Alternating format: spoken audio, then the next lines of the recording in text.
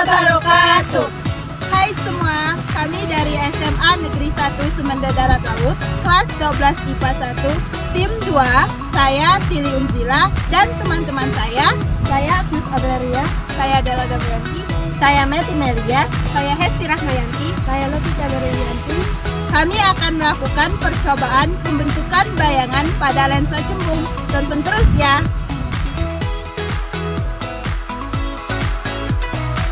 Lensa cembung adalah lensa yang pada bagian tengahnya lebih tebal daripada bagian tepinya atau mengembung. Lensa cembung pada umumnya berbentuk lingkaran dan terbuat dari kaca atau plastik, sehingga memiliki indeks bias lebih besar dibandingkan indeks bias udara. Pemanfaatan lensa cembung umumnya digunakan untuk memperbesar efek bayangan suatu benda. Beberapa benda yang menggunakan lensa cembung misalnya kacamata, teropong, proyektor, dan lain-lain. Tujuan dari percobaan ini adalah menyelidiki sifat bayangan yang terbentuk oleh lensa cembung. Alat dan bahan yang digunakan dalam percobaan ini yaitu pemegang silet diafragma dan lensa, penyambung rel dan anak panah, tumpakan berpenjepit, rel presisi, kaki rel, meja optik, dan yang terakhir senter. Prosedur percobaan pembentukan bayangan pada lensa cembung adalah: yang pertama, rangkai rel presisi, masukkan penyambung rel tepat pada kedua celah yang terdekat pada bagian bawah rel presisi.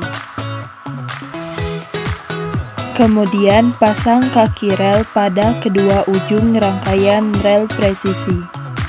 Letakkan tumpakan alat berpenjepit pada rel presisi. Tekan kupingan pada tumpakan berpenjepit untuk melonggarkan jepitan, sehingga tumpakan berpenjepit dapat digeser atau dilepas. Pasanglah masing-masing komponen pada tumpakan berpenjepit sesuai urutan berikut: senter, pemegang silet diafragma, lensa fokus 50 mm, dan meja optik letakkan berdiri. Pasang diafragma anak panah pada pemegang silet diafragma, sehingga menjadi rangkaian seperti ini. Atur jarak lensa dan benda sampai terbentuk bayangan. Geser-geser layar mendekati atau menjauhi lensa sehingga diperoleh bayangan yang paling tajam dan terbentuk di layar.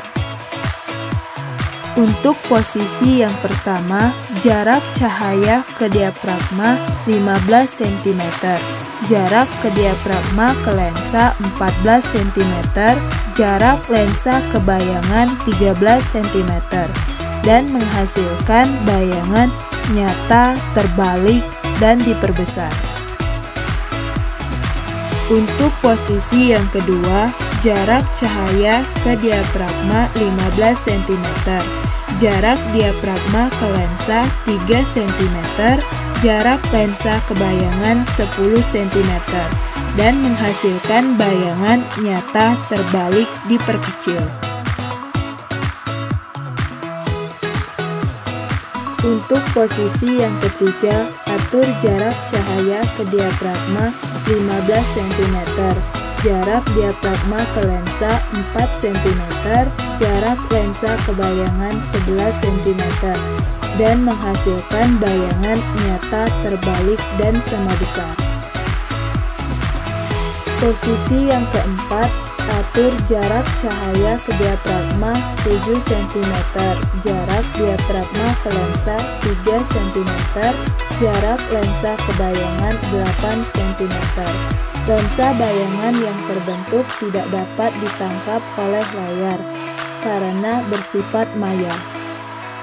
Untuk posisi yang kelima, atur jarak cahaya ke diafragma 8 cm, jarak diafragma ke lensa 3 cm, jarak lensa ke bayangan 8 cm, sehingga tidak terbentuk bayangan.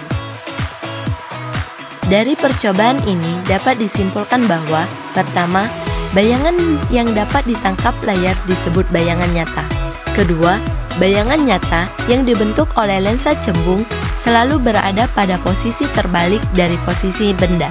Ketiga, bayangan nyata terjadi apabila bayangan dapat ditangkap oleh layar dengan posisi 2, 3, dan 4. Keempat, sedangkan bayangan nyata terjadi jika jarak benda ke lensa kurang dari titik fokus lensa sehingga bayangan tidak dapat ditangkap pada layar. Demikian percobaan pembentukan bayangan pada lensa cembung. Sampai jumpa di percobaan selanjutnya. Wassalamualaikum